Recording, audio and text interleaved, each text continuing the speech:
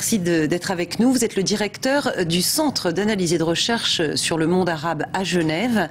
Alors ce soir, on observe la Libye et la communauté internationale face à face. La communauté internationale donc, qui semble de plus en plus déterminée à intervenir.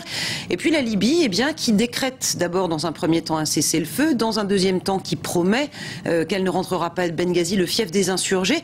Est-ce qu'on assiste à un changement de ton, un changement d'attitude et de stratégie côté libyen ? La Libye a choisi dès le début la stratégie de la répression massive et sanglante. Parce qu'elle est payante parfois à travers l'histoire, avec Saddam Hussein en 1991, avec Franco aussi en 1933-1936. Il a dit, Ben Ali pendant son troisième discours, Moubarak pendant son troisième discours, il a dit au peuple, je vous ai compris, pardonnez-moi, excusez-moi, là c'est fini. Parce que le processus révolutionnaire s'est déclenché, donc on ne peut pas faire des concessions pendant la révolution. Ça, je parle de la sociologie de la révolution en tant que politologue spécialisé dans ce phénomène. Donc il a choisi le tout jusqu'au bout, il a choisi l'éradication totale. Il a choisi cette stratégie qui pourrait être pour lui, il a pensé qu'elle est payante, mais là, cette stratégie est confrontée, heurtée par la communauté internationale, par l'ONU, par le Conseil de sécurité, qui vient de casser cette stratégie parce qu'il était vainqueur quand même militairement les derniers jours. Il a fait tomber plusieurs villes, une après l'autre, en choisissant, en adoptant cette stratégie connue à travers l'histoire. Mais le Conseil de sécurité a cassé depuis hier soir cette stratégie. Justement, Riyad Sidaoui, en imaginant que le Conseil de sécurité et donc la coalition internationale aille jusqu'au bout et que finalement ce soit la rébellion qui sorte vainqueur de ce conflit, quelle alternance politique ça peut représenter? Qui peut émerger? Ambigu. Le tableau est très noir pour moi parce que le problème de la Libye, Kadhafi a créé un grand vide. On ne sait pas ce qui se passe là-bas. Pour la Tunisie, le tableau était clair. Pour l'Égypte, le tableau est clair. Mais en Libye, personnellement, je suis spécialiste de monde arabe. Je ne vois pas des marxistes libyens. Je ne vois pas des libéraux. Je ne vois pas des démocrates. Je ne vois pas des gens de gauche ou de droite. Mais je vois une société largement, profondément déchirée entre les communautés révolutionnaires, les partisans de Kadhafi d'un côté et les islamistes radicaux, djihadistes en Libye de l'autre côté. Si on a des islamistes un peu modérés en Tunisie ou les frères musulmans sont classiquement modérés en Égypte, mais là en Libye on a un vrai problème avec des islamistes radicaux djihadistes. On ne connaît pas bien sociologiquement parlant qui sont ces révolutionnaires, parce que n'oublions pas aussi la révolution libyenne est une révolution armée.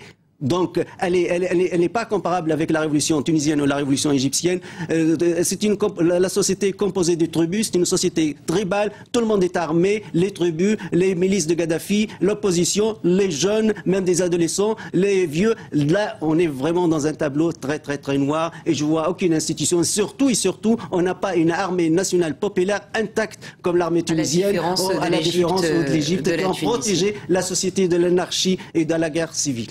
Merci beaucoup Riyad Sidaoui d'avoir été avec nous. Merci pour cette analyse.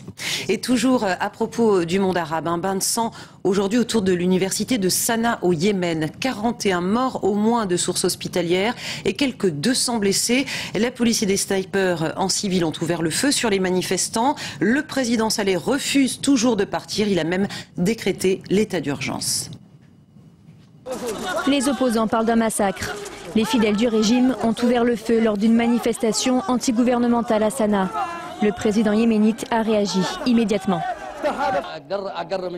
Le Conseil de défense nationale déclare l'état d'urgence au Yémen et interdit de porter des armes dans tout le domaine. Les forces de sécurité doivent être responsables de la sécurité du public. Les attaques ont éclaté après la prière du vendredi, alors que les manifestants réclamaient le départ du président. La fusillade a duré plus d'1 heure et demie. Nous avons terminé les prières et j'ai senti un coup sur ma jambe.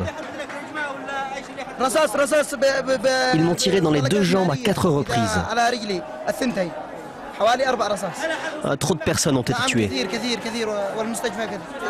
À l'hôpital de campagne installé par les opposants sur la place de l'université, les corps s'entassent.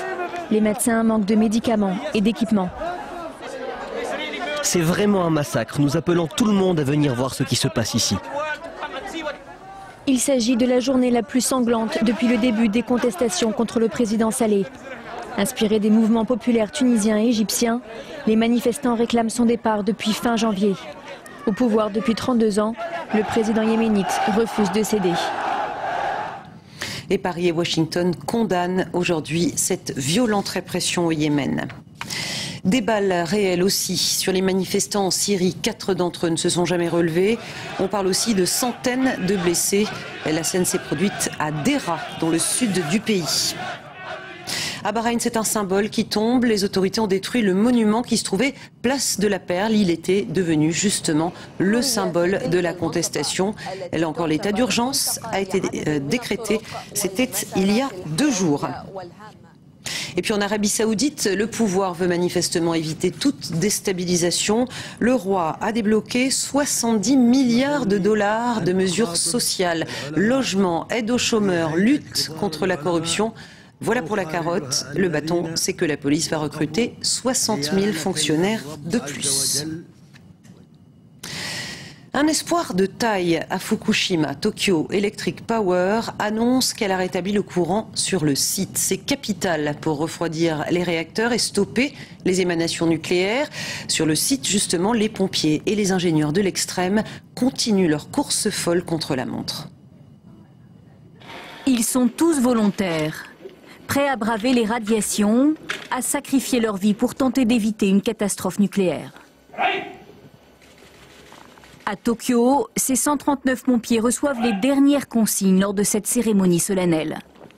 Ils s'apprêtent à épauler les équipes déjà déployées sur la centrale de Fukushima. Nous nous attendons à beaucoup de difficultés avec la mission qui nous a été fixée. Je pense que c'est vraiment une tâche difficile. La réputation du Japon et la vie de beaucoup de gens sont entre nos mains. Sur le site, ces pompiers mènent un combat acharné pour refroidir le réacteur numéro 3 en surchauffe. Ils ont déversé des tonnes d'eau de mer à l'aide de camions-citernes de l'armée. Il faut à tout prix remplir d'eau la